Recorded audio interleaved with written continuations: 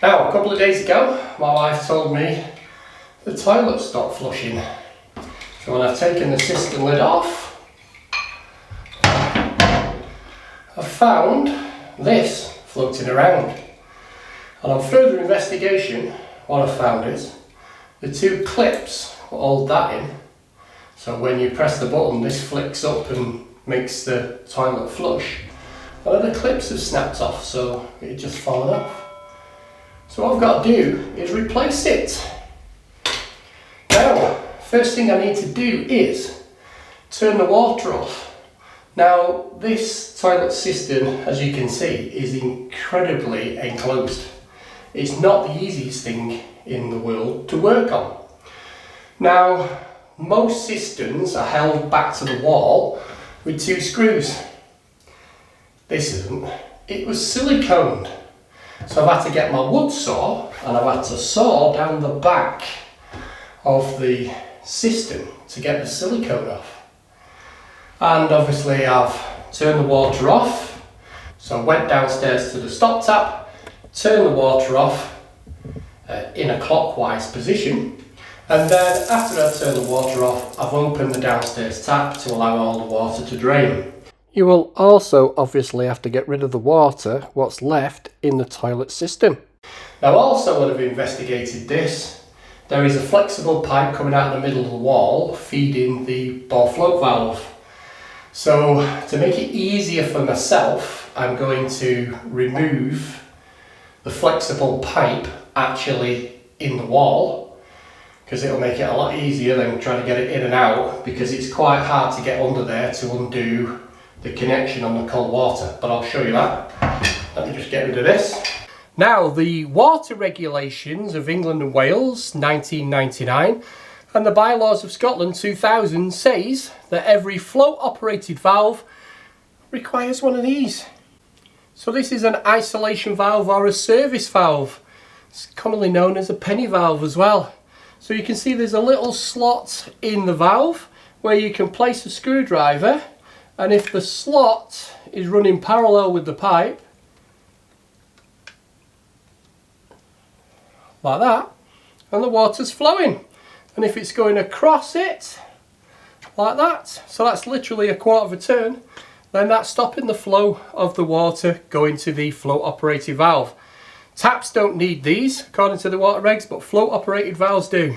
But mine hasn't, because as you can see, whoever installed it, they didn't think they had enough room to be able to put one in.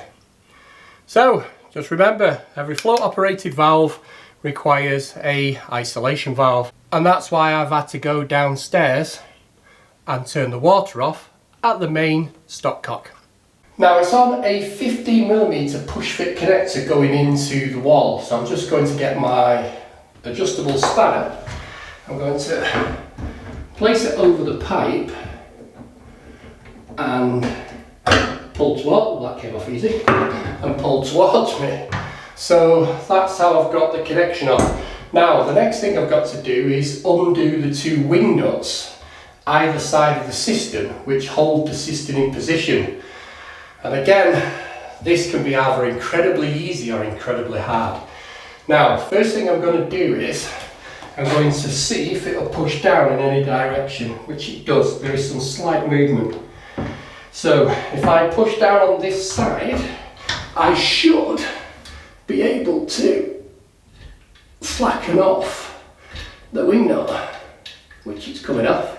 Now, again, I'm lucky here because it's got brass wing nuts and brass bolts. If these were steel, then you could use some WD-40 or any lubricant to be able to help you undo the wing nuts.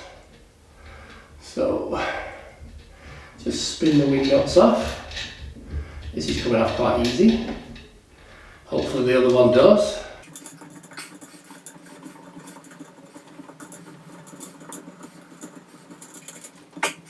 Okay, so there's a cone washer under there as well, which is stuck right up. So it's just a plastic washer and the brass wing nut. That's one off. Again, I'm going to push down on this side to help me. Yeah, so there you go. That was incredibly loose as well.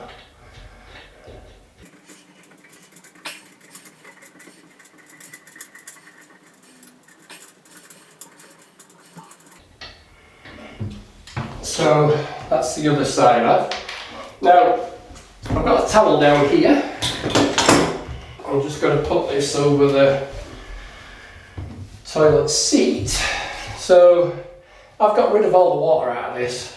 So I should be able to lift it up now and put it onto here. Obviously, say I've got rid of all the water and the flexible connection should come out. There you go. So now you can see where it was siliconed on, and now I've had to cut that off with a saw, but that's not a normal thing in this. So I just need to get my spanner and take off the flexi.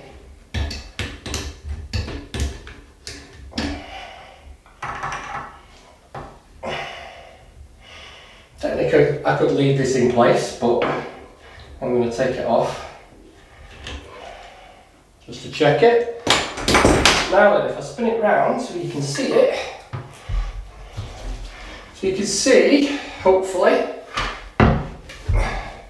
there's a donut washer, and this is a nut holding on the flush valve. You can now see the brass bolts, which are in good nick by the looks of it. And I need to find those two cone washers, they'll be down there somewhere. So what I need to do now is, I need to get on here and undo that with my big grips.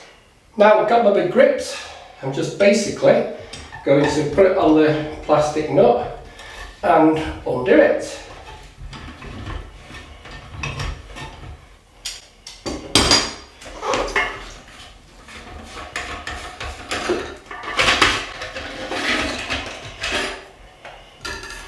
That's the old flush valve out, and I don't know whether you can see that, but that is where that snaps off. So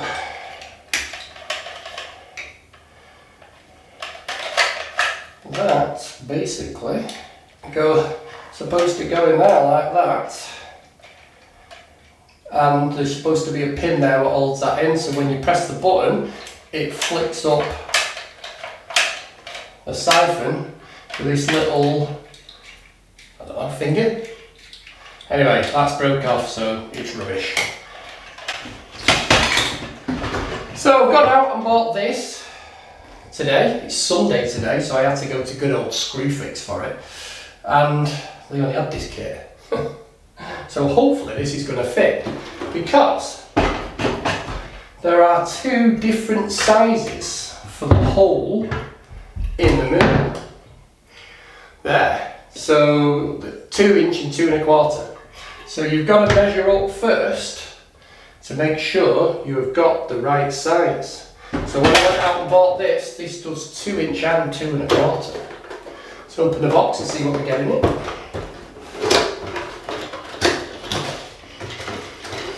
So we get a new donut. We get a little bag with some new bolts in, which I don't need. And we get a new float valve. So if I wanted to be a good boy, I could put a new float valve in as well, which has adjustable heights and all sorts of it. And then we've got the flush valve itself. And obviously some instructions in there. So let's take the elastic band up here.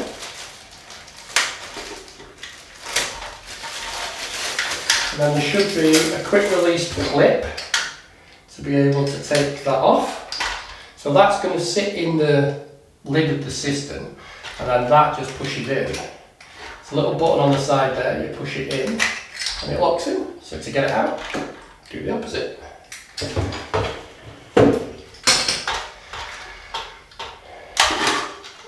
So now this flush valve comes with an interior rubber washer,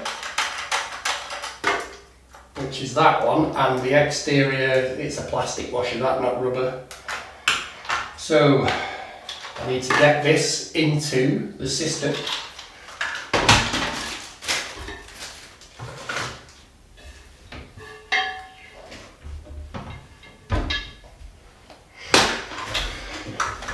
Now, I need to put it in that way round because this is the overflow part. The old one, the built-in overflow, was in the centre of it. So I've got no room on this side because this is where the ball float valve is. So I've got to push it in on that side. Then fits perfectly. I can get my plastic washer, place that on, screw on the nut till it's hand tight, and then I can have a look inside the cistern to make sure it's central, which it pretty much is. That was a good guess. And then I can spin it around and tighten it up with the grips.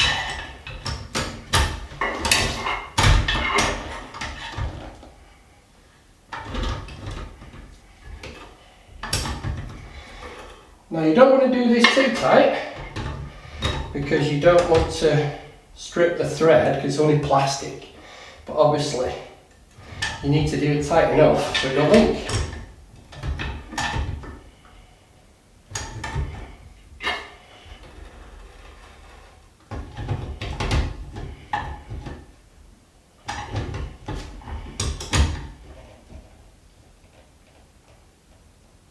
I think that's tight enough. Let's see how it's turned out. Yep, so that's pretty much in the centre. So that's how easy it is to put that in. Now, before you actually install this flush valve, you will need to set the flushing volumes. So using manufacturer's instructions, you will be able to adjust the large and small flush.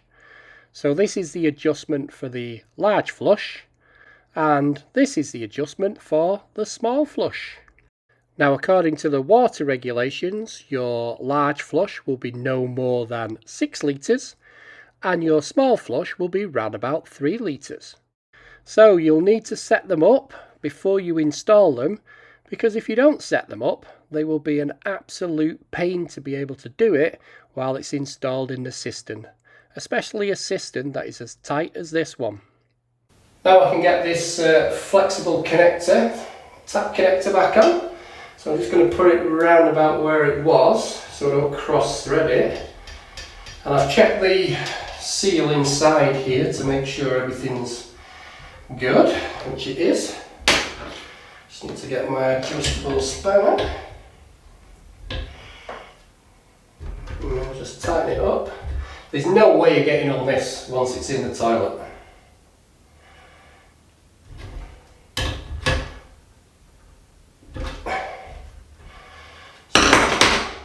Tight enough.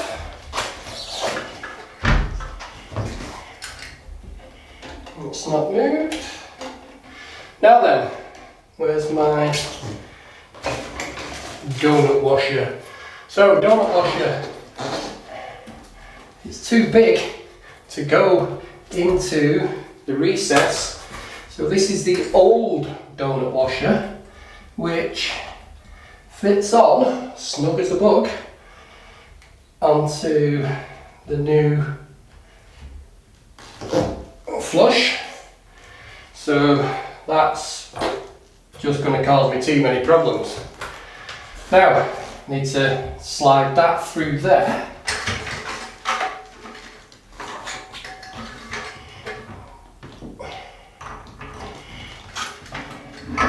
And then drop it down. Okay, well, there's one of the, there's the other one. So I've got the two tapered washers, which you can see there. I'm just going to slide those over the nuts.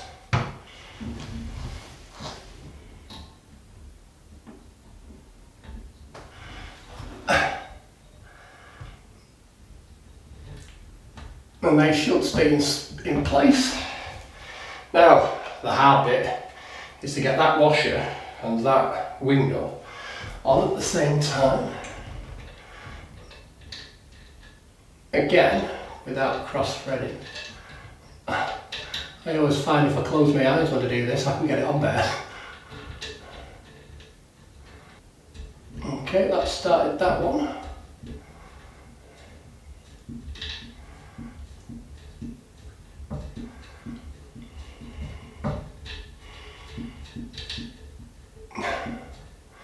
I'm just going to tighten it up so it's at the top, not tying it all the way.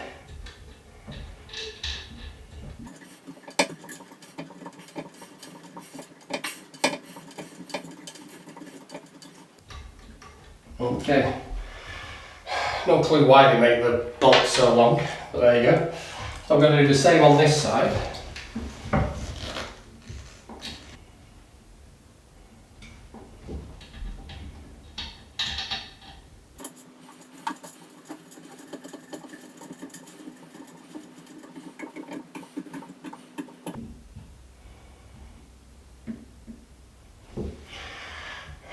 Okay, now I've tightened that one up a little bit tighter because that's the harder one to get onto. I just need to go and get my level. Put my level on at the back. I can see I need to push down on here and tighten up this side, so let's see if I can get it to do that, which I can quite easily. So I'm going to tighten up a little bit more on this side because I want these to be as tight as I can get them.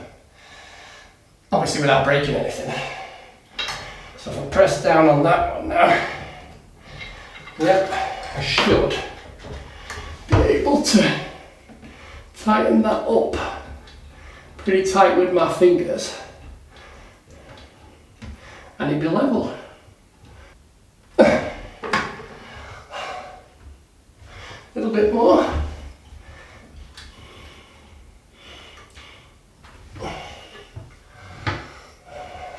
That is not a million miles out. Now, if you do struggle to tighten the wing nuts up, you can set your spanner so it jams on the two wings of the nut, and you can use your spanner to tighten it up a little bit more. But that technique works quite well for me, and it's pretty level.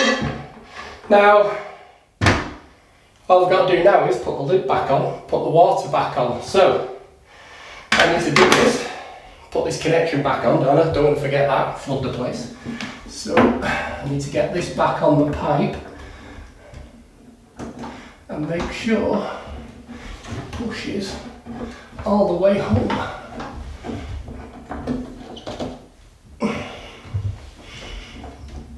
Which I think it has done. See if it pulls off. Yep, it did, it pulled off.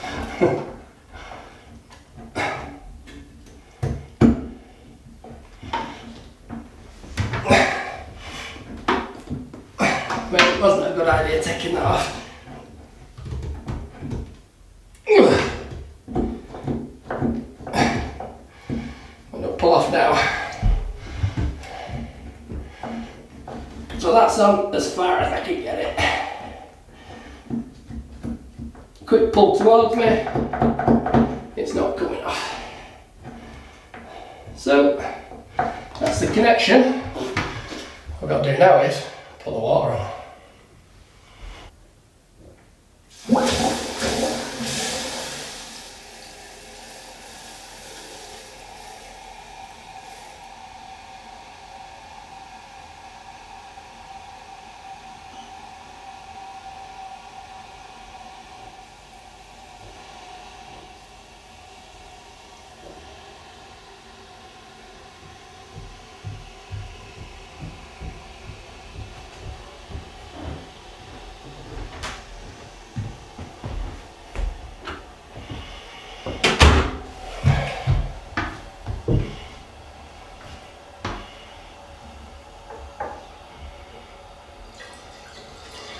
Got a bit of adjustment on the water level today, because the overflow is a bit of a different height. Well, let's check for some leaks.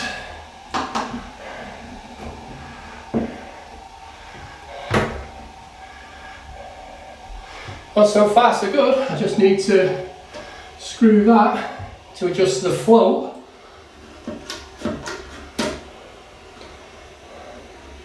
get to the right height. So just need to go and get a Phillips screwdriver.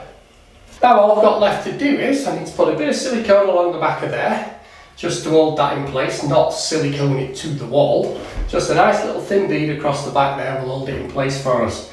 Now, depending on the size of the hole in there will depend on how you put this in, and also what depth you've got in the system itself. So you can either have it stuck on the top like that, or you can have the button flush like that. Now we're going to have the button flush, so all I need to do is, I still need to put that over the top, and then I just need to get this little fancy nut,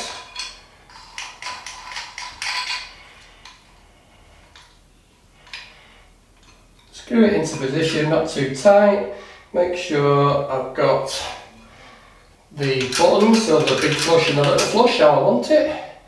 Connect it back on, which is just simple as pressing the button in, lining it up, twisting it around, putting the system in place, and it's as simple as that. So that's how you change this flush valve in this closed coupled system, which is very, very narrow as well. So if you want to see how I changed the syphon in a low level toilet, then you can catch it at this video here. Thanks for watching guys, catch you on the next one, cheers.